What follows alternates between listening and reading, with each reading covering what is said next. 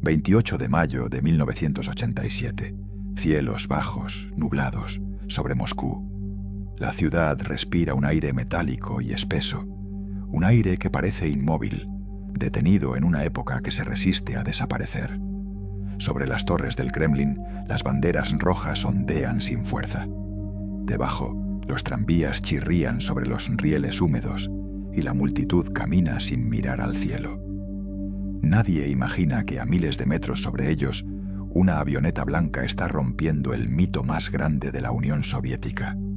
Entre las nubes, la Cessna 172 Skyhawk desciende lentamente, su motor de un solo pistón vibrando como un insecto perdido en la inmensidad del aire. En la cabina, un joven de 19 años sostiene el control con ambas manos. Se llama Matthias Rast y sus ojos claros reflejan el horizonte difuso del norte. El altímetro marca menos de 2000 pies. El combustible, apenas una franja en la aguja. Sobre sus rodillas, un mapa arrugado con una ruta trazada a lápiz. Ha volado durante más de 6 horas, desde el mar Báltico hasta el corazón de la Unión Soviética. Ha cruzado fronteras invisibles, radares dormidos, órdenes que nadie se atrevió a dar. En el asiento del copiloto lleva una cámara Polaroid, una radio portátil y una carta escrita a mano. A los líderes del este y del oeste, vengo en nombre de la paz. A través del parabrisas sucio, Rast distingue un destello, el reflejo dorado de las cúpulas de San Basilio. La luz atraviesa las nubes como una señal. Ajusta la brújula, toma aire y murmura en voz baja, más como un pensamiento que como una oración. Si llego al Kremlin, el mundo sabrá que la paz es posible. Debajo, el río Moscova serpentea entre edificios grises y puentes de piedra. La avioneta baja, se alinea con la corriente, roza el aire húmedo del mediodía. Los transeúntes detienen sus pasos. Algunos levantan la vista, confundidos. Otros señalan con incredulidad aquella diminuta máquina que se acerca desde el horizonte. No hay sirenas, ni alarmas, ni cazas interceptores. El cielo sobre Moscú, el más vigilado del planeta, permanece en silencio. Rast ajusta la velocidad a 100 nudos y busca un punto de aterrizaje. Ve la Plaza Roja, pero la multitud la cubre por completo. Entonces, gira ligeramente a la izquierda y se alinea con el puente Bolshoi-Moskvoretsky, una franja de asfalto que cruza el río justo frente al Kremlin. Baja el tren de aterrizaje. Las ruedas chirrían contra el pavimento. La Cessna rebota una vez, 2, y se estabiliza. Avanza unos metros más y se detiene. Por un instante todo queda quieto. El motor se apaga. El joven alemán abre la puerta de la cabina y desciende. Los peatones lo rodean, fascinados. Nadie entiende lo que está viendo. Algunos lo aplauden, creyendo que se trata de un espectáculo. Otros observan en silencio, incapaces de asociar aquella pequeña máquina con la palabra invasión. Rast sonríe, levanta una mano en gesto amistoso y dice con acento extranjero: «No teman, he venido en paz». A pocos metros, las cúpulas del Kremlin brillan bajo un sol débil. Nadie dispara, nadie lo detiene. En el país que se creía protegido por el escudo más formidable del mundo, un muchacho de Hamburgo acaba de aterrizar sin permiso, sin armas y sin plan de escape. Y en ese instante, mientras los guardias corren y los transeúntes murmuran, la historia del siglo XX cambia de rumbo. En 1987, el mundo parecía acercarse a su propio deshielo. Tras 4 décadas de tensión, la Guerra Fría empezaba a ceder, lentamente, bajo el calor incierto de un nuevo lenguaje político. En Moscú, Mikhail Gorbachev hablaba de perestroika, reconstrucción, y glasnost, transparencia. Eran palabras nuevas en un país acostumbrado al silencio. La economía se hundía, las fábricas se oxidaban. y las fronteras del imperio se sostenían más por inercia que por fuerza. Pero no todos creían en esas reformas. Dentro del aparato soviético, el cambio no se percibía como esperanza, sino como traición. El ejército lo detestaba, temiendo que la apertura debilitara su autoridad. El KGB lo miraba con recelo, convencido de que la transparencia solo servía al enemigo. Y mientras los discursos de Gorbachov eran aplaudidos en Occidente, en los pasillos del poder soviético se oían susurros de desconfianza y miedo. La Unión Soviética seguía definiéndose por su capacidad de control.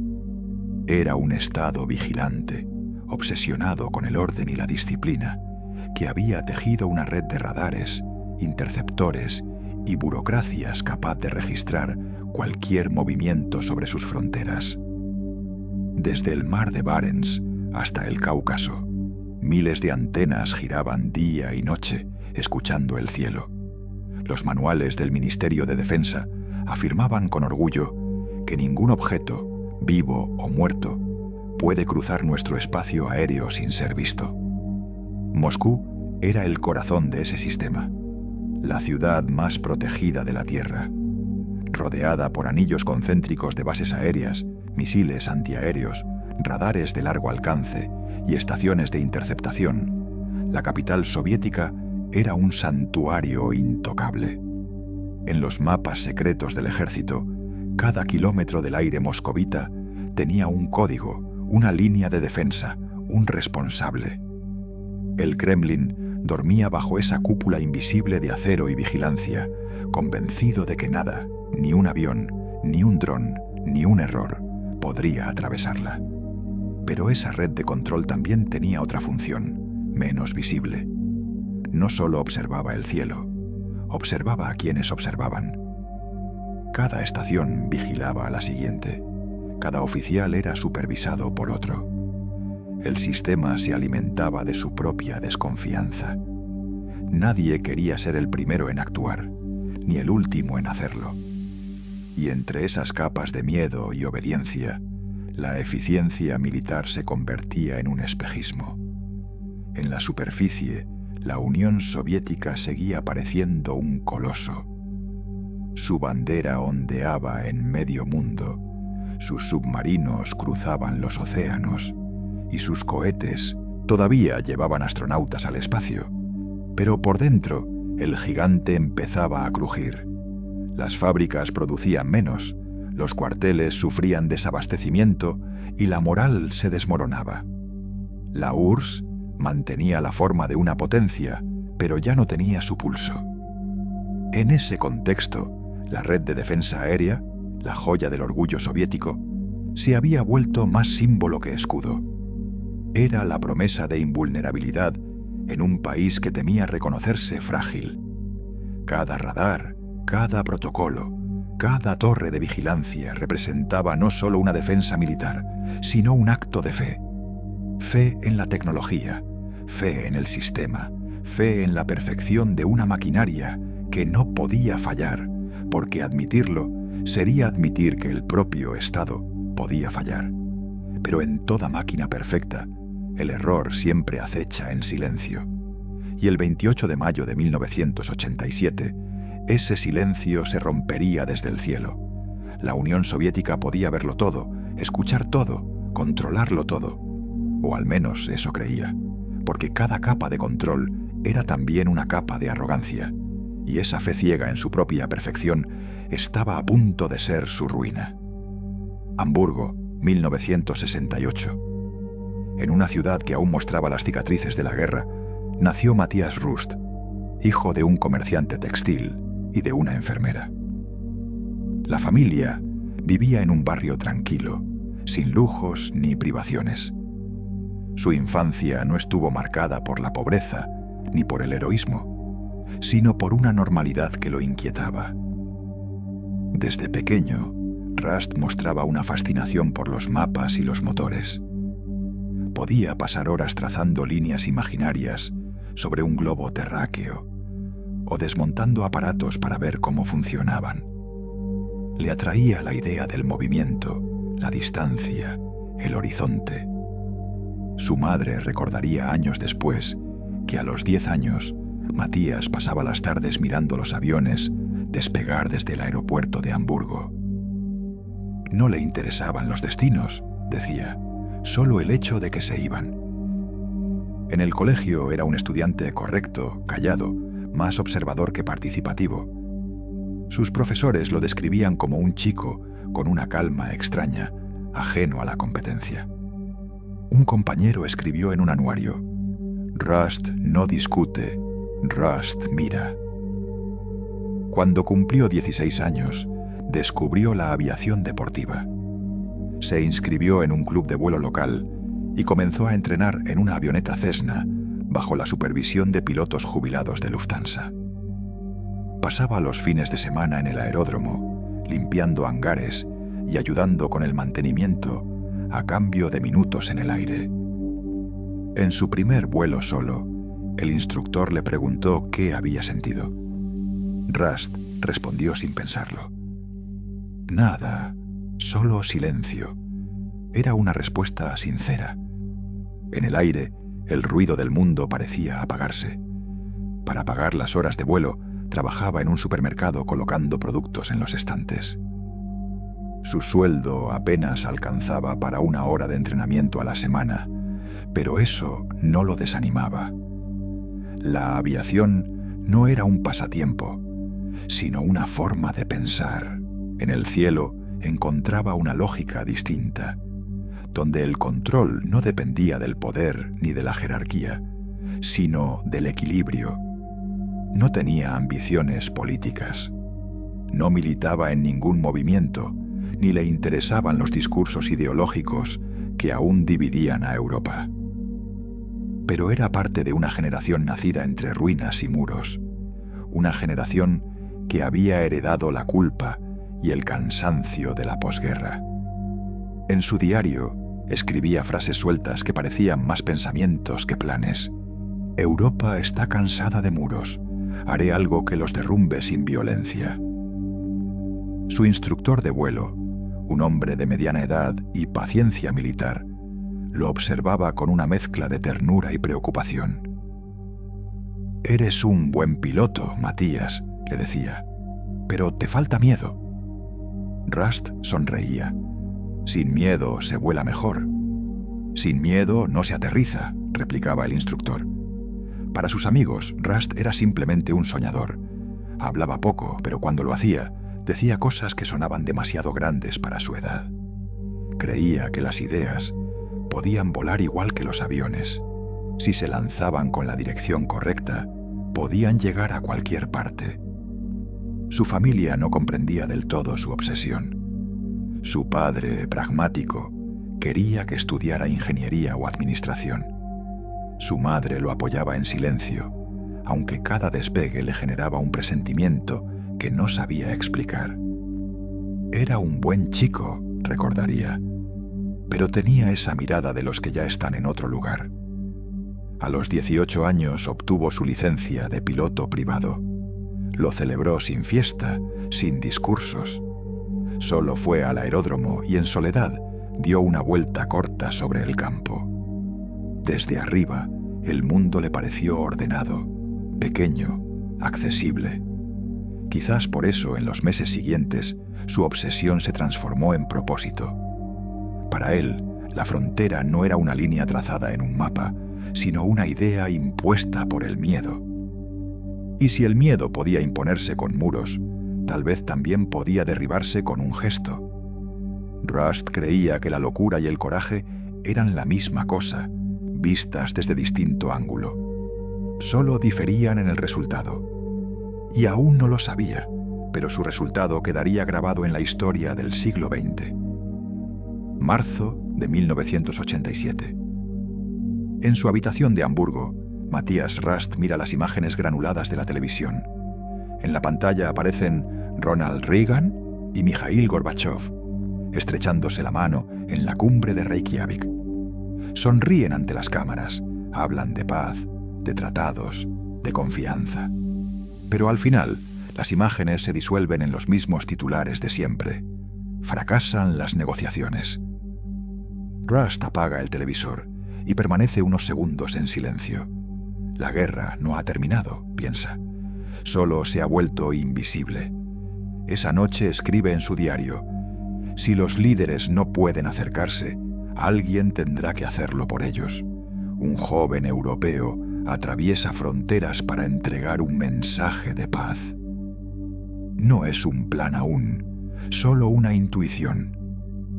Pero en los días siguientes, la idea se convierte en una obsesión.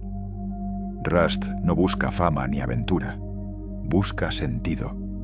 Quiere un gesto que sea imposible de ignorar, algo tan absurdo que obligue al mundo a detenerse. Cree que un solo acto simbólico puede pesar más que 1.000.000 de discursos. Empieza a planificar en secreto.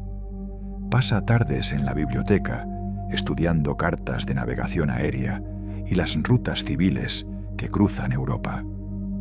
Se concentra en los corredores aéreos más saturados, donde su pequeño avión podría confundirse con el tráfico comercial. Calcula tiempos de vuelo, consumo de combustible y distancias. Aprende la frecuencia de las torres de control soviéticas y anota los códigos de identificación de los vuelos internacionales. Cada detalle se vuelve una pieza de un mapa que solo él entiende. Elige la aeronave con cuidado, una Cessna 172 de ECJB, blanca con franjas rojas, ligera, estable y con autonomía suficiente para recorrer casi 2.000 kilómetros. No tiene radar, ni armamento, ni siquiera un transmisor potente. Es un avión de entrenamiento, el más común del mundo, y precisamente por eso, perfecto. Rust sabe que el espacio aéreo soviético está lleno de radares, pero también sabe que el enemigo de todo sistema complejo es la rutina. Ha leído que los aviones civiles, los vuelos meteorológicos y las pruebas locales pueden generar ecos similares en los radares de frontera. Si vuela abajo, despacio y sin código hostil, tal vez pase inadvertido. No planea burlar el sistema, sino confundirlo. Para justificar el vuelo, informa a su escuela de aviación que realizará un entrenamiento de larga distancia con destino a Islandia. Prepara la documentación, revisa el motor, instala un tanque auxiliar y carga provisiones: pan, chocolate, jugo de manzana, una cámara Polaroid y una brújula portátil. Nada más. A sus padres les dice lo mismo. Su madre, preocupada, le pregunta si el viaje no es demasiado largo para un piloto tan joven. «No te preocupes», responde él. «En el cielo, todos los caminos son rectos». Durante semanas, Rust ensaya trayectorias en su cabeza. Dibuja la ruta sobre el mapa: Hamburgo, Dinamarca, Finlandia, Moscú. No tiene permisos ni visados, pero tampoco los necesita si logra llegar sin ser visto. La idea no es pedir permiso, es provocar una pregunta. Si un avión puede cruzar todas las fronteras sin ser derribado, ¿para qué existen? El plan tiene una pureza absurda, casi infantil, pero detrás de ella hay una determinación inquietante. Rust no es un aventurero inconsciente. Conoce los riesgos, entiende las probabilidades. Y aún así, su lógica lo impulsa. En una carta que nunca envió, escribió: «No temo morir, temo que nadie escuche». En los días previos al despegue, el joven pasa las noches sin dormir, revisando mentalmente cada tramo. A veces duda, otras se convence de que su gesto, aunque fracasara, valdrá la pena. No tiene aliados, ni patrocinadores, ni respaldo de nadie. Solo una convicción: que la fe individual puede atravesar los muros que las ideologías construyeron. La víspera de su partida, deja su reloj sobre la mesa y anota una última frase en su cuaderno: «El aire no tiene fronteras, el resto son inventos humanos». A la mañana siguiente sale hacia el aeródromo de Hamburgo con una chaqueta de vuelo, un mapa arrugado y una calma inquietante en la mirada. Para todos, es solo un joven más a punto de realizar un vuelo de práctica. Para él, es el comienzo del acto más improbable de la Guerra Fría. Su destino no está en Islandia, está en el corazón del enemigo. Durante las semanas siguientes, Matthias Rast convirtió su habitación en un centro de operaciones improvisado. El escritorio estaba cubierto de mapas, reglas de navegación, tablas de viento y recortes de revistas de aviación. Trazaba rutas con lápiz rojo, calculaba consumos y anotaba márgenes de error en el reverso de los mapas. Quería hacerlo solo, sin cómplices, sin testigos, sin vuelta atrás. Su plan era sencillo en apariencia, pero casi imposible en ejecución. Hamburgo, Kiel, Dinamarca, Finlandia, Moscú. Un corredor aéreo civil que se transformaría a mitad de camino en una incursión sobre el espacio aéreo más restringido del planeta. Rast no confiaba en la suerte, pero confiaba en la descoordinación ajena. Sabía que en un sistema saturado de protocolos, la duda era su mejor camuflaje. El 13 de mayo de 1987 despegó por primera vez. Presentó su vuelo como un viaje de práctica hacia Reykjavik, Islandia. Los instructores no sospecharon nada. En el aire, la pequeña Cessna 172 se comportó con la serenidad de siempre. Aterrizó en las Islas Feroe, luego en Noruega, sin incidentes. Pero al día siguiente, en lugar de continuar hacia el Atlántico, cambió el rumbo hacia el sureste, rumbo a Helsinki. El movimiento fue tan discreto que nadie lo advirtió. A los controladores aéreos finlandeses, su señal les pareció la de un vuelo civil común. Registraron su matrícula, DECJB, como avión privado en ruta de entrenamiento. Rast aterrizó en el aeropuerto de Malmö el 25 de mayo, 3 días antes del vuelo final. Pasó el control aduanero con sonrisa cortés, se registró en un hostal barato y pasó las noches en vela, escuchando el viento entre los árboles. En sus notas escribió una frase corta: «Esperaré a que el cielo esté nublado. Así nadie verá venir la paz». El 28 de mayo, el amanecer llegó gris y frío. Una capa de nubes bajas cubría Helsinki y el viento soplaba desde el norte. Era el clima perfecto para desaparecer. Rast llegó al aeródromo temprano, con una chaqueta de vuelo y un maletín. Saludó a los mecánicos con naturalidad, revisó el nivel de aceite, los alerones y el tanque auxiliar.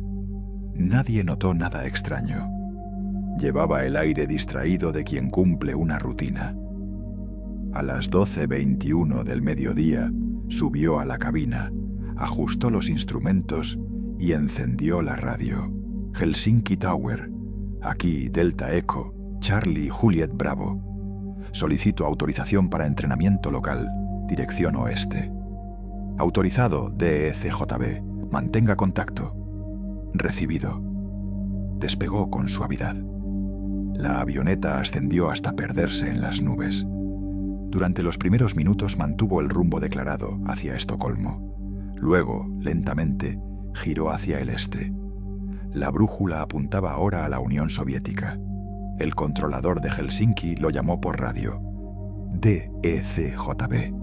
Confirme su altitud. Rast mantuvo la voz tranquila. 3.500 pies, entrenamiento visual. Volveré en 2 horas. Recibido. Fue la última comunicación verificada. En cuestión de minutos, su señal desapareció de los radares finlandeses. Los controladores asumieron que había caído al mar. Se inició un protocolo de búsqueda y rescate en el Golfo de Finlandia. Helicópteros noruegos y buques guardacostas barrieron la zona durante horas. Nadie encontró rastro alguno. Mientras tanto, a unos 300 metros sobre las olas, Rast seguía volando hacia el este, pegado al límite inferior de las nubes. La radio estaba apagada. El transpondedor desconectado. El joven alemán, de 19 años, avanzaba sobre un mar gris hacia un país que, según todos los manuales militares, debía ser imposible de alcanzar. En el asiento del copiloto, su mapa temblaba con las vibraciones del motor.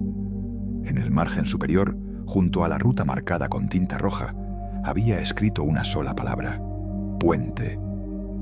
A las 3 de la tarde, cruzó el Golfo y dejó atrás Europa Occidental. Frente a él se extendía el cielo cerrado y vigilado de la Unión Soviética. Y sin saberlo, en ese momento exacto, comenzaba el vuelo más humillante que la URSS sufriría en toda su historia. En Helsinki, los controladores observaron cómo la señal de la Cessna se extinguía a mitad del Golfo de Finlandia. No hubo llamada de emergencia, ni rastro de humo. Un eco débil apareció durante unos segundos y luego nada. A las 15:00 horas dieron la alerta. Los periódicos finlandeses escribieron al día siguiente: pequeña aeronave civil desaparecida sobre el mar. Posible accidente. Rust, en cambio, seguía en el aire, volando bajo las nubes, a poco más de 300 metros sobre la superficie del Báltico. Las olas se estiraban como láminas de plomo. El horizonte era una línea gris sin forma. Apagó la radio y ajustó la brújula hacia el este. En su tablero, el altímetro vibraba. El motor, un simple Lycoming de 160 caballos, mantenía el zumbido uniforme. No tenía contacto con nadie, ni sabía si los radares lo seguían. A esa hora, la Unión Soviética lo estaba mirando. En una base costera cerca de Tallinn, un radar del sistema de defensa PVO detectó una señal mínima que se movía lentamente hacia el interior. El operador la registró y avisó al superior de turno. Posible aeronave pequeña, sin transpondedor. El comandante frunció el ceño. ¿Qué tipo? Demasiado bajo para identificar. Durante un momento discutieron si debía enviarse un caza. Al final, decidieron esperar. La señal desapareció de nuevo entre las nubes. En tierra, los soviéticos creían que era un avión local o un ejercicio no reportado. Los canales de comunicación civil y militar estaban saturados. Nadie quería hacer llamadas innecesarias. En un sistema donde cada orden implicaba responsabilidad, la inacción parecía más segura que la iniciativa. Rust atravesó la costa de Estonia sin oposición. Debajo de él, el bosque se extendía hasta perderse en el horizonte.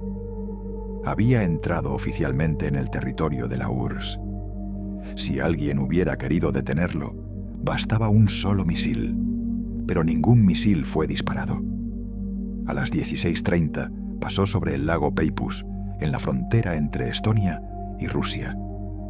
El aire se volvió más turbulento. Durante unos minutos pensó que el motor fallaría. Se aferró al control y descendió un poco más. En la radio seguía el silencio. Sabía que cada minuto era un regalo, que en cualquier instante podría oír el rugido de un caza o ver una estela ascender desde el suelo. Pero nada ocurrió. En Helsinki, los equipos de rescate volaban en círculos sobre el mar, buscando restos. En Alemania, sus padres respondían a una llamada de la embajada. Su hijo ha desaparecido, probable accidente. La noticia se extendió rápido. En cuestión de horas, Matthias Rust era considerado un joven muerto en un vuelo sin sentido. Sobre las nubes soviéticas, el supuesto cadáver seguía vivo y avanzando. La brújula oscilaba entre el este y el sudeste. En la distancia, el sol comenzaba a hundirse tras una cortina de nubes. Rust miró el horizonte y sonrió con serenidad. Para él, todo seguía según el plan. Cuando la noche empezó a caer sobre el mar, la pequeña Cessna entró de lleno en el espacio aéreo soviético. Los radares volvieron a captarla por unos segundos. La clasificaron como aeronave local y la perdieron otra vez. En los informes del día, los operadores escribirían: eco no identificado, probable vuelo interno. Nadie imaginó que ese punto, tan pequeño y tan lento, seguiría su curso directo hacia Moscú. Rust ajustó el rumbo. En los cascos escuchaba solo el viento. Y en el silencio del cielo del Báltico, un muchacho alemán continuó volando hacia el corazón de un imperio que aún creía que nada podía atravesarlo. Alrededor de las 5 de la tarde, los radares soviéticos del distrito militar de Pskov detectaron un eco débil moviéndose lentamente desde el noroeste. En la pantalla verde del centro de control, aquel punto parecía insignificante, un destello que iba y venía con el parpadeo de las ondas. No transmitía código de identificación, no tenía plan de vuelo, y su velocidad era anómala. Demasiado lenta para un avión militar, demasiado constante para un ave. El oficial de guardia observó el monitor en silencio. Se acercó, ajustó la ganancia del radar y vio cómo el eco se mantenía. ¿Tenemos tráfico civil en este sector?, preguntó. El operador revisó la lista de vuelos. Negativo, ningún vuelo registrado. ¿Un avión local? Podría ser. Los aeroclubes han tenido problemas con el transpondedor. En ese momento, otro punto apareció brevemente. Luego, desapareció. El radar lo tomó por una interferencia. En la cabina de mando, los técnicos intercambiaron miradas. Uno de ellos, más joven, murmuró: «Si no responde, debería clasificarse como intruso». El comandante del turno, un coronel cansado de la rutina, levantó la mano. «No hay confirmación de hostilidad. Esperemos». En la Unión Soviética, nadie quería ser el primero en tomar una decisión que pudiera convertirse en error. Derribar un avión civil significaba un escándalo internacional. Dejar pasar un enemigo, una corte marcial. Entre esos dos extremos, el instinto era siempre el mismo: no decidir. Durante algunos minutos, los radares siguieron rastreando el eco. La señal era intermitente. A veces se duplicaba, otras desaparecía del todo. En los informes automáticos quedó registrado como blanco no identificado, probable aeronave doméstica. Los operadores anotaron la hora, sellaron el parte y pasaron al siguiente registro. Ninguno imaginó que aquel punto era un joven alemán volando sin radio, a menos de 1000 metros sobre el suelo, con rumbo directo a Moscú. Rust, ajeno al caos burocrático que lo rodeaba, mantenía el control con precisión. El paisaje bajo él era una extensión infinita de bosques y aldeas. Desde el aire, la Unión Soviética parecía dormida, un país sin movimiento. No veía carreteras principales, ni fábricas, ni ciudades grandes, solo la monotonía verde y gris del norte. A veces, alguna columna de humo salía de una chimenea, o un río plateado se curvaba entre los árboles. No había cazas, ni sirenas, ni nada que indicara peligro, solo silencio. En el centro de control de Ostrov, otro radar captó su señal. El operador, siguiendo el protocolo, transmitió la información al comando superior. La respuesta llegó minutos después. Blanco probablemente doméstico, no actuar. El operador bajó la vista, escribió la nota y la archivó. En cualquier otro lugar del mundo, habría parecido un acto de negligencia. En la Unión Soviética de 1987, era una medida de supervivencia. Ningún oficial quería ser responsable de un malentendido internacional. Nadie quería repetir el escándalo del KL-007, el avión de pasajeros coreano derribado por error 4 años antes. Aquella tragedia había dejado cicatrices en toda la cadena de mando. Rust siguió avanzando hacia el sur, sin saber que cada decisión de prudencia lo protegía. Había entrado en un espacio aéreo que no se medía solo en kilómetros, sino en miedo. Cada estación que lo veía prefería creer que no existía. Cada ojo que lo detectaba miraba hacia otro lado. En su cabina, el Chuantian, joven alemán, bebió un sorbo de jugo de manzana y consultó el mapa. Había recorrido casi 2/3 del trayecto. La brújula vibraba sobre el panel. Su objetivo estaba a unas 2 horas de vuelo. No sentía euforia ni miedo, solo concentración. El motor de la Cessna zumbaba como un reloj. Bajo él, un país entero respiraba en silencio. Un país que se definía por su vigilancia y que ahora no veía al intruso que se movía justo en su corazón. El instante de duda había pasado, y esa duda era ya la primera grieta en el muro de hierro. Durante décadas, el orgullo militar de la Unión Soviética se había sostenido sobre un acrónimo: PVO, Protivovodnaya Oborona, la defensa aérea del Estado. Era un coloso dentro del coloso, una estructura separada del ejército y de la fuerza aérea, con su propia cadena de mando, su propio presupuesto y un solo propósito: que nada, absolutamente nada, pudiera cruzar el cielo soviético sin permiso. El sistema cubría 11 zonas militares, desde las costas del Báltico hasta los confines del Pacífico. En torno a Moscú, su núcleo, se extendían anillos concéntricos de defensa, bases de misiles S-75 Devina, baterías móviles de S-125 y S-200, cazas MiG-23 y MiG-25 listos para interceptar en minutos, y una red de radares Darial capaces, en teoría, de ver hasta 1000 kilómetros más allá de las fronteras. En los mapas del Estado Mayor, esos anillos formaban un escudo perfecto. Cada punto representaba una estación de radar, cada línea una zona de responsabilidad. Miles de hombres trabajaban día y noche dentro de búnkeres subterráneos, siguiendo pantallas verdes que mostraban un cielo ordenado por códigos y trayectorias. Era la maquinaria más vasta jamás construida para mirar hacia arriba.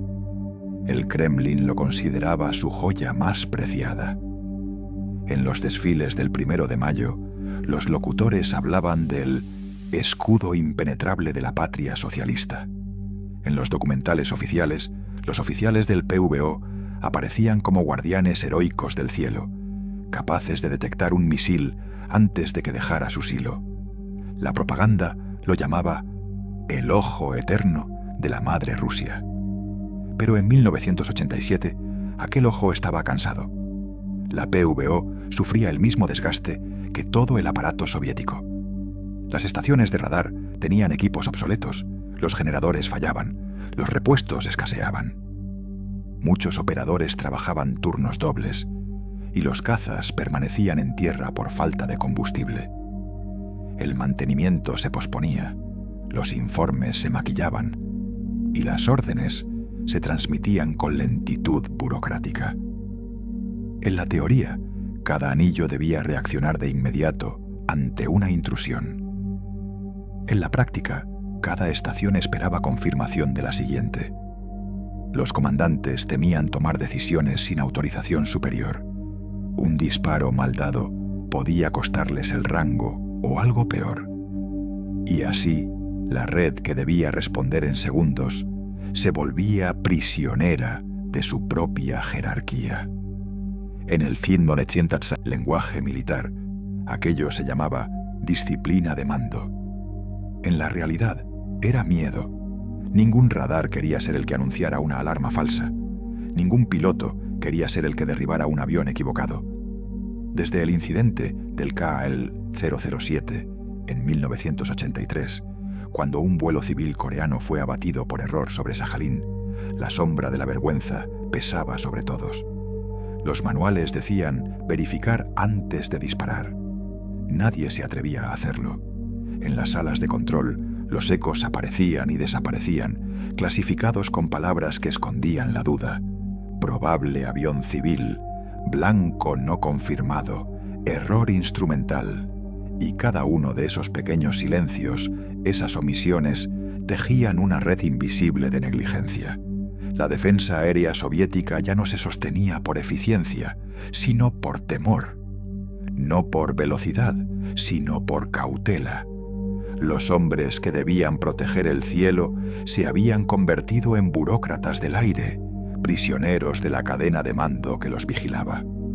Mientras tanto, La pequeña Cessna blanca seguía avanzando sin saberlo, volando bajo, lenta, constante, por un espacio aéreo que en los mapas parecía impenetrable. La red seguía intacta, pero su reflejo se agrietaba. El orgullo del Kremlin aún estaba ahí, en los desfiles, en los informes, en las palabras. Pero en el aire, en ese cielo inmenso y silencioso, la red que debía verlo todo ya no veía nada. Y dentro de sus anillos perfectos, un punto diminuto se movía sin oposición hacia el corazón de Moscú. A medida que el sol comenzaba a descender sobre el horizonte, Matías Rust seguía avanzando hacia el sur. La Cessna se mantenía estable, aunque el aire se volvía más denso y turbulento. El joven piloto redujo velocidad, bajó la nariz del avión y ajustó la altitud para evitar una capa de nubes que amenazaba con envolverlo. La maniobra fue suave, casi instintiva, pero bastó para borrarlo del radar. En la base aérea de Pskov, los operadores lo habían estado observando con atención. Durante varios minutos, el eco apareció en sus pantallas, débil pero persistente, hasta que se desvaneció. El técnico principal, un hombre con 30 años de servicio, anotó la hora y levantó el teléfono. «Tenemos pérdida de señal, posible aterrizaje o fallo de radar». «¿Identificación?», preguntó el comandante. «Velocidad baja, rumbo sur. Podría ser un avión de entrenamiento del distrito de Leningrado». El comandante asintió con indiferencia. «Anótelo como vuelo local». El reporte fue archivado, marcado con un sello burocrático. No acción requerida. Aquel pequeño acto de rutina, insignificante entre miles de registros diarios, bastó para borrar la existencia del intruso. Más al sur, en la base de Torzhok, un segundo radar captó su señal. El operador la clasificó de inmediato como blanco no identificado, altitud variable. Minutos después, el centro de mando envió la orden de interceptar. 2 pilotos de MiG-23 corrieron hacia sus aviones. Los motores rugieron y las turbinas comenzaron a calentar el aire. Pero antes de despegar, el comandante recibió una llamada del Estado Mayor Regional. «Cancelen el lanzamiento», ordenó la voz al otro lado de la línea. «Hay congestión de tráfico civil en el corredor occidental. Probable error de identificación». El oficial miró a sus hombres, indeciso, pero obedeció. «Apaguen motores». Los MiG quedaron inmóviles en la pista, mientras a 500 kilómetros por encima de ellos, la pequeña Cessna seguía trazando su camino solitario hacia Moscú. En la base, los pilotos se quitaron los cascos en silencio. Uno de ellos, joven, comentó con una media sonrisa cansada: «Si algún día nos atacan, primero pediremos permiso por escrito». Nadie respondió. Todos sabían que era verdad. Rust no sabía nada de eso. En su cabina la radio seguía muda y el motor mantenía su zumbido constante. El sol iluminaba la cabina con un brillo anaranjado y por primera vez en horas, el joven sintió un momento de calma. Volaba sobre un país que no lo veía, sostenido por el azar y la indecisión ajena. Cada estación de radar que lo detectaba encontraba una excusa para no intervenir. Interferencias, errores instrumentales, mal clima, vuelos de entrenamiento. Cada oficial que debía tomar una decisión prefería dejarla para otro. Y así, sin disparos, sin persecución, sin siquiera una alerta formal, Rust cruzó los anillos más externos de defensa aérea soviética. En Moscú, nadie sabía que un avión civil sin autorización estaba ya dentro del espacio aéreo interior. En los informes de rutina no figuraba ninguna anomalía. En los cuarteles la jornada seguía su curso habitual y en el aire un joven alemán continuaba su vuelo imposible, protegido por la cadena de errores más improbable de la Guerra Fría. La Cessna avanzaba sin prisa, ajena al desastre político que su travesía estaba gestando. A cada kilómetro, el mito del control soviético se desmoronaba un poco más. No por sabotaje ni por traición, sino por miedo a equivocarse. A veces los imperios no caen por golpes externos, caen cuando sus propios guardianes dejan de creer en lo que protegen. Y esa tarde, sobre los bosques del norte ruso, el cielo de la Unión Soviética había dejado de creer. Han pasado más de 6 horas y media desde que Matías Rust despegó de Helsinki. El horizonte frente a él se abre y entre la bruma de la tarde comienza a distinguirse una mancha gris que crece lentamente. Moscú, la capital de un imperio. Por primera vez en el vuelo, el joven alemán siente el peso del cansancio. Los brazos le duelen, el cuello está tenso y el motor vibra con un ritmo irregular.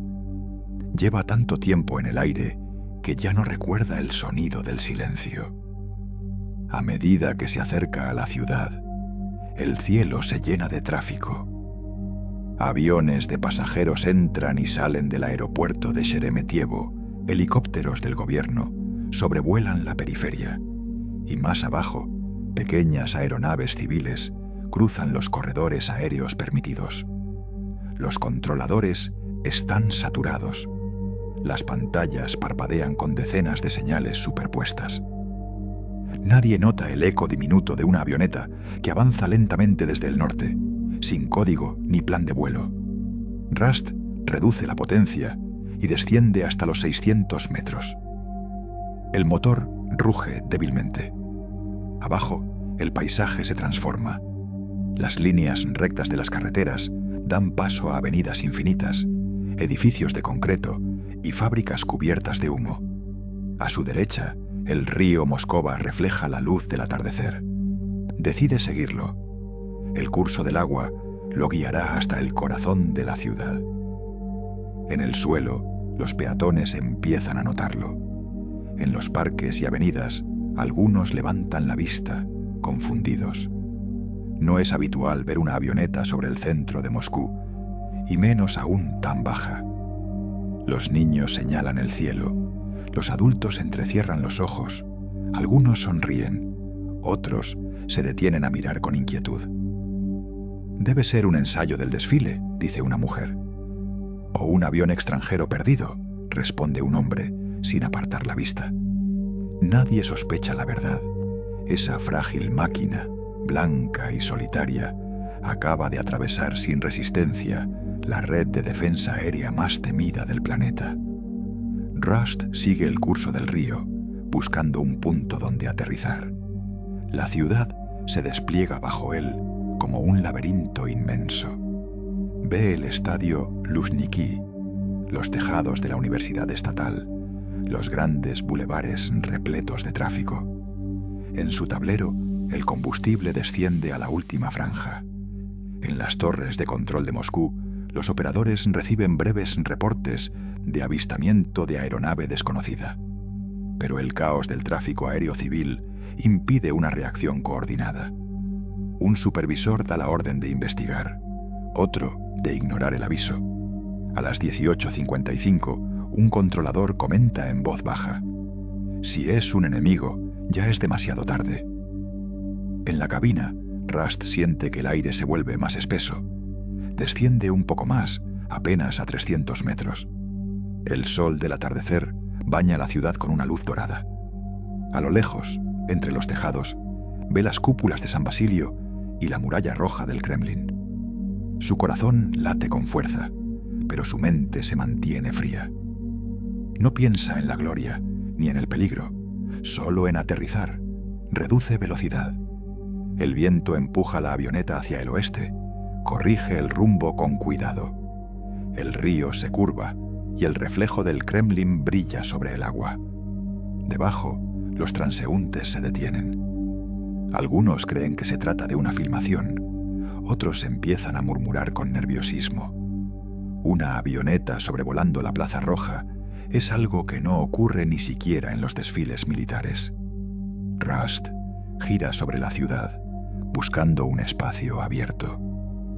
La Plaza Roja parece ideal, pero está llena de gente, demasiado arriesgado. Gira una vez más sobre el río. Los segundos se estiran. Desde el suelo, un oficial de tránsito observa cómo la avioneta pasa sobre el Kremlin y desaparece tras los edificios. ¿La has visto?, pregunta a su compañero. Sí, responde el otro, con una mezcla de asombro y resignación. Pero no es asunto nuestro. Arriba el motor tose y vuelve a estabilizarse. Rust suelta un suspiro. Frente a él, el puente Bolshoi-Moskvoretsky brilla bajo el sol como una pista improvisada. Decide que será allí. Sin saberlo, está a punto de escribir la escena más surrealista de la Guerra Fría. Y mientras la avioneta blanca desciende sobre el río, Moscú sigue su vida cotidiana. Nadie imagina que el mayor fallo de seguridad del Imperio Soviético está ocurriendo a plena vista. La ciudad se abre bajo la avioneta como una maqueta interminable. Rust sobrevuela los tejados, cruza avenidas, sigue el curso del río Móskova, hasta que la muralla roja del Kremlin llena su parabrisas. Frente a ella, las cúpulas coloridas de San Basilio relucen bajo la luz de la tarde. Es el centro exacto del poder soviético, el punto que ningún enemigo debía alcanzar jamás. Durante unos segundos, Rust duda. La Plaza Roja parece amplia, una pista perfecta, pero está llena de gente. Turistas, soldados, niños, ancianos. Cientos de personas caminan entre las torres del Kremlin y los muros del Museo Histórico. No hay espacio, no hay seguridad. Si aterriza allí podría matar a alguien. Tira del control, asciende unos metros y da un giro lento sobre la plaza. Abajo, las cabezas se levantan. Algunos saludan, creyendo que se trata de un acto oficial. Otros simplemente observan, incrédulos, aquella avioneta que gira sobre el corazón del imperio. Rust mantiene la calma. El motor vibra, el combustible está casi al límite.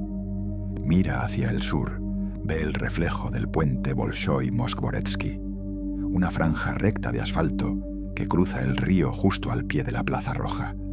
Es angosto, pero suficiente. Se alinea con el puente, baja el tren de aterrizaje y reduce velocidad. El viento golpea las alas. La avioneta desciende con suavidad. A unos metros del suelo, Rust siente el temblor del aire caliente que se eleva desde el asfalto. Tira ligeramente del control. Las ruedas tocan el pavimento con un chirrido suave. Rebotan una vez y se estabilizan. La Cessna recorre el puente, frena lentamente y se detiene a escasos metros del tráfico detenido. Durante unos segundos no ocurre nada. El motor sigue girando, el ruido del aire se disuelve. Rust corta la mezcla, apaga el contacto y el silencio se hace absoluto. Solo se escucha el rumor del río y el murmullo de los peatones que comienzan a acercarse. Abre la puerta de la cabina y desciende. Tiene el rostro pálido, los ojos enrojecidos por el cansancio. Lleva puesta una chaqueta azul, los auriculares colgando del cuello y una sonrisa que mezcla alivio y agotamiento. Al principio los transeúntes mantienen la distancia. Luego un hombre de mediana edad con gorra y abrigo, se adelanta. ¿De dónde vienes?, pregunta desconcertado. Rust lo mira con amabilidad. De Alemania, responde. He venido en paz. El hombre asiente, sin entender del todo, y sonríe. Pronto, más curiosos se acercan. Algunos lo felicitan, creyendo que se trata de un vuelo oficial o un acto de propaganda. Otros tocan la avioneta, maravillados de su tamaño. Un niño le ofrece una flor arrancada de una maceta cercana. Rust la toma y la coloca sobre el tablero. Todo parece irreal. Un avión extranjero estacionado junto al Kremlin rodeado por civiles sonrientes, sin un solo soldado a la vista. A los pocos minutos la policía llega. 3 agentes se abren paso entre la multitud. No hay violencia, ni gritos, ni armas desenfundadas. Uno de ellos, el de mayor rango, se acerca y habla con tono formal. «Ciudadano, muéstreme su identificación». Rust saca su pasaporte alemán, lo entrega y dice con voz calmada: «He venido a tender un puente entre nuestros pueblos». El agente lo mira en silencio, sin saber si está frente a un espía, un loco o un símbolo. «Acompáñeme, por favor». Rust asiente y lo sigue sin resistencia. Los curiosos observan cómo se lo llevan hacia un coche patrulla estacionado junto al puente. Antes de subir, vuelve la cabeza. La Cessna sigue allí, inmóvil, con las cúpulas de San Basilio reflejándose en su fuselaje blanco. Es una imagen imposible, absurda, hermosa. Mientras el coche arranca y desaparece entre las calles del centro, la multitud sigue mirando el avión. Nadie lo comprende, pero todos saben que acaban de ver algo que no debería haber ocurrido jamás.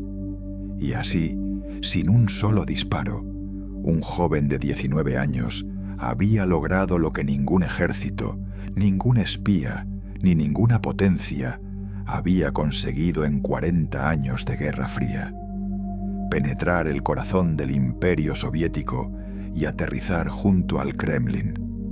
Las noticias viajaron a la velocidad de la vergüenza.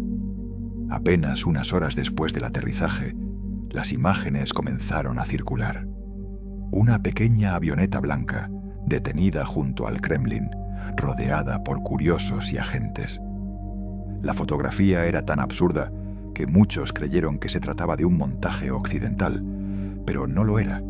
La escena era real y el símbolo devastador. El 1 de junio de 1987, los noticieros del mundo abrieron con la misma imagen. El país más cerrado del planeta había sido atravesado de norte a sur por un muchacho de 19 años en una avioneta civil. En Hamburgo, los periódicos lo llamaban el vuelo de la paz. En Washington lo definían como la broma más cara de la Guerra Fría. En Moscú, nadie se atrevía a bromear. Para el ejército soviético fue una humillación total. Durante 40 años habían presumido de tener el sistema de defensa aérea más sofisticado del mundo. Miles de radares, misiles de largo alcance, interceptores supersónicos y una burocracia capaz de movilizar ejércitos en minutos. Y sin embargo, un solo hombre, sin armas ni plan militar, había logrado atravesarlo por completo, aterrizar frente al Kremlin y saludar a los peatones. El incidente se convirtió en un terremoto político. El ministro de Defensa, Sergei Sokolov, un veterano de la Segunda Guerra Mundial, fue destituido de inmediato. Lo mismo ocurrió con el mariscal Alexander Koldunov, comandante en jefe de la defensa aérea. Cientos de oficiales de alto rango fueron degradados y más de 1000 recibieron sanciones disciplinarias. La purga se extendió como una tormenta silenciosa por todas las ramas del ejército. Para muchos dentro del Kremlin, la vergüenza era insoportable. En los pasillos del Ministerio de Defensa se hablaba de conspiración, de sabotaje, de fallos técnicos imposibles. Pero no había manera de negarlo. La red impenetrable había fallado ante un civil con una brújula y una convicción. Gorbachov, sin embargo, vio en la catástrofe una oportunidad.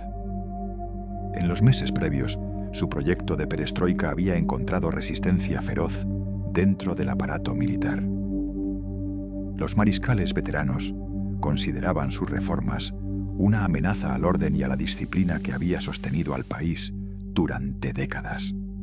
Ahora, con el incidente del vuelo de Rust, el líder soviético tenía un argumento irrefutable. Si el ejército no podía proteger ni siquiera su propia capital, ¿cómo podía oponerse a los cambios? Las destituciones no fueron solo un castigo, fueron un mensaje, una demostración pública de poder político disfrazada de corrección técnica. Gorbachov utilizó el escándalo para desmantelar buena parte de la vieja guardia militar, reemplazando a los oficiales más duros por cuadros más jóvenes, leales a su visión de un país reformado. La URSS había sido herida no por un misil ni por una invasión, sino por una ironía. Un muchacho sin experiencia militar había hecho lo que ninguna potencia occidental se habría atrevido a intentar: exponer las grietas de un sistema que se creía perfecto. Durante semanas, los noticieros soviéticos guardaron silencio. La prensa estatal no publicó imágenes del incidente hasta que el Kremlin decidió controlar el relato. Se presentó a Rust como un violador del espacio aéreo y al suceso como una provocación imperialista. Pero fuera del país, la versión era muy distinta. El vuelo de un soñador que había humillado a un imperio. El vuelo de Matthias Rust se convirtió así en algo más que un acto individual. Fue un espejo. Mostró que la Unión Soviética no había sido vulnerada por un enemigo extranjero, sino por su propio miedo, su propia rigidez y su incapacidad para creer en el error. Y mientras en los despachos se firmaban las destituciones, la imagen de la pequeña avioneta blanca seguía flotando sobre la conciencia del Kremlin como un recordatorio incómodo: que ningún muro, ni siquiera el del poder absoluto, está libre de grietas. El vuelo de un joven alemán se había convertido, sin proponérselo, en un golpe interno. Uno que no destruyó la Unión Soviética desde fuera, sino desde adentro. El juicio de Matthias Rust comenzó en agosto de 1987, en el edificio del Tribunal Supremo de Moscú, bajo una vigilancia más simbólica que judicial. El joven alemán, delgado, sereno, vestido con una camisa sencilla y sin uniforme carcelario, escuchó la lectura de los cargos en un ruso que apenas entendía. Lo acusaban de violación del espacio aéreo soviético, falsificación de documentos y hooliganismo socialmente peligroso. La palabra espionaje también apareció, pero incluso los jueces sabían que resultaba absurda. Durante las audiencias, el fiscal se esforzó por construir una lógica donde no la había. ¿Quién lo envió?, preguntó una y otra vez. Rust respondió con calma: nadie, fui solo. ¿Y cuál era su misión? Construir un puente. ¿Un puente? ¿Hacia qué? Entre este y oeste, entre quienes dejaron de escucharse. El fiscal se quedó en silencio unos segundos antes de continuar con la siguiente pregunta, como si no supiera si debía reír o preocuparse. Los interrogadores, endurecidos por años de perseguir conspiraciones reales, parecían desarmados ante la inocencia de aquel muchacho. En una de las sesiones, un coronel que asistía como observador rompió la formalidad y le preguntó directamente: ¿y pensaste que aterrizar en Moscú traería la paz? Rust lo miró sin ironía, sin sonrisa, y respondió: pensé que al menos la haría visible. Esa frase, reproducida por los periodistas extranjeros presentes, terminó dando la vuelta al mundo. Para unos sonó a ingenuidad, para otros a verdad. El tribunal lo declaró culpable y lo condenó a 4 años de trabajos forzados en un campo de reclusión. La sentencia fue severa, pero breve.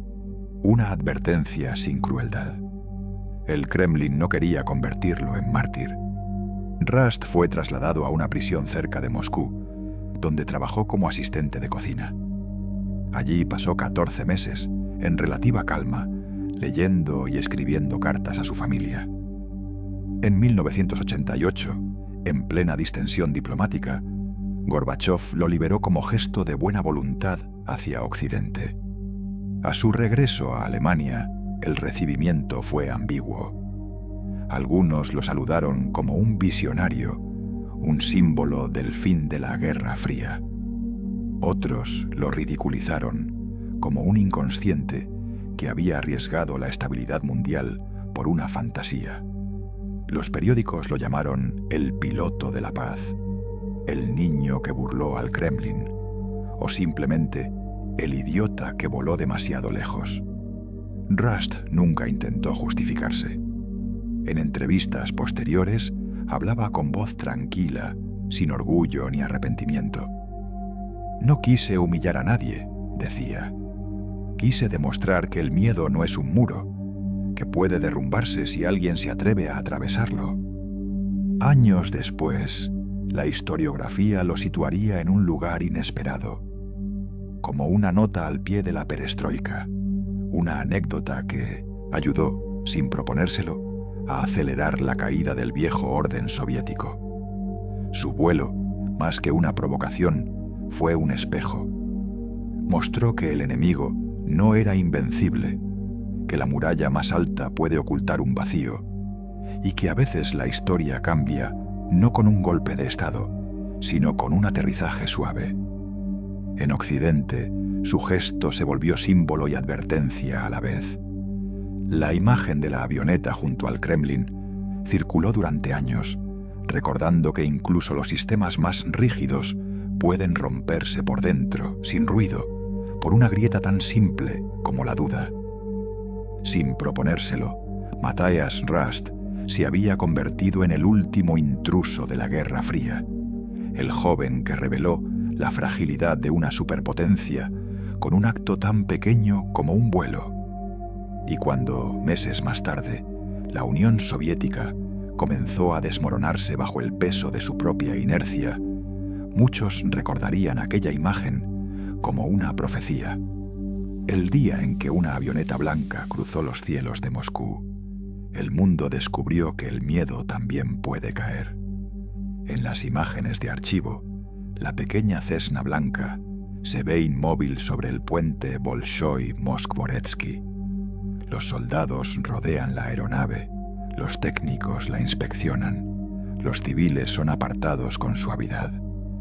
Un camión militar se acerca lentamente, engancha el fuselaje con una cuerda y comienza a remolcarla fuera del centro de la ciudad. Las cúpulas doradas de San Basilio se reflejan en su superficie mientras desaparece entre el tráfico. Poco a poco, los curiosos se dispersan. Los policías regresan a sus puestos. Los tranvías vuelven a sonar en las avenidas. La rutina recupera su lugar, como si nada hubiera pasado. Pero el daño ya está hecho. El país que se creía impenetrable había sido atravesado, no por un ejército, ni por una tecnología extranjera, sino por un muchacho con un mapa, una brújula y una idea.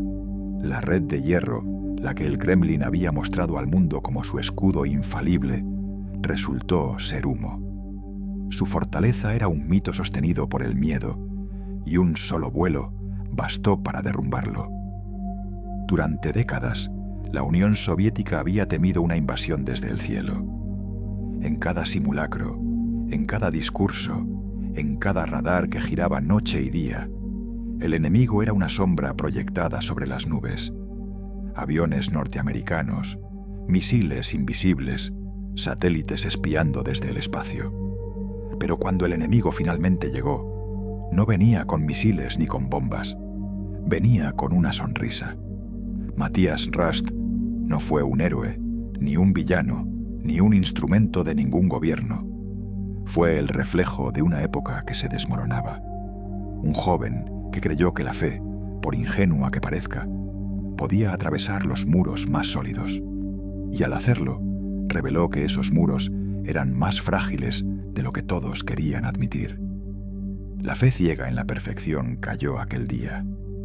Cayó la ilusión de que la vigilancia podía sustituir al juicio humano, que la obediencia era suficiente para sostener un sistema, que el miedo era una herramienta de control. La paz, a veces, no nace de los tratados ni de los ejércitos, sino de un acto de locura. El 28 de mayo de 1987, el cielo de Moscú no se rompió. No hubo explosiones, ni alarmas, ni humo. Solo el eco suave de unas ruedas tocando el asfalto de un puente. El cielo no se rompió, pero el mito sí.